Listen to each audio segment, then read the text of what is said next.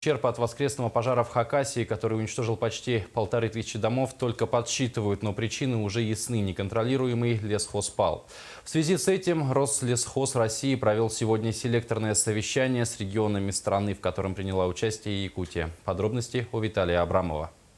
Подхваченные ураганным ветром степные палы разом охватили огнем более 30 населенных пунктов в разных концах Хакасии, в том числе и пригород Абакана. Огненная стихия уничтожила больше 1000 домов, где 23 человека погибли. Причиной трагедии стали неконтролируемые сельхозпалы. Сухой язык статистики говорит о том, что причиной большинства лесных пожаров является человеческий фактор. По итогам 2014 года по вине человека возникло более 13 тысяч лесных пожаров, ущерб от которых превысил 23 миллиарда рублей, и на ликвидацию которых было затрачено 3,7 миллиарда рублей.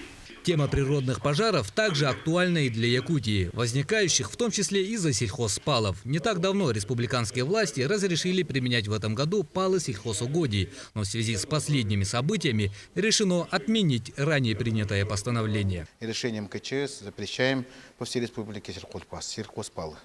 По этому решению такое принято, поэтому это один из первых превентивных предупредительных мер по пожароопасным периоду. И дальше, конечно, мы совместно работаем в комиссии по чрезвычайным ситуациям, мы кустовые совещания проводим, селекторные совещания проводим.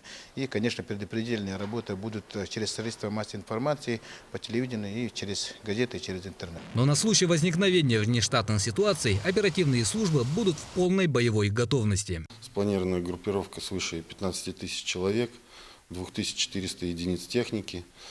Департаментом по лесным отношениям в наш адрес в том числе направлен, согласован и подписан сводный план тушения. В случае же установления лиц, причастных к возникновению природных пожаров, в частности в результате проведения сельхозпалов, виновники ответят по всей строгости закона. Помимо административного штрафа, виновники возместят все расходы оперативных служб. Виталий Абрамов, Дмитрий Сергучев, НБК Саха, Якутск.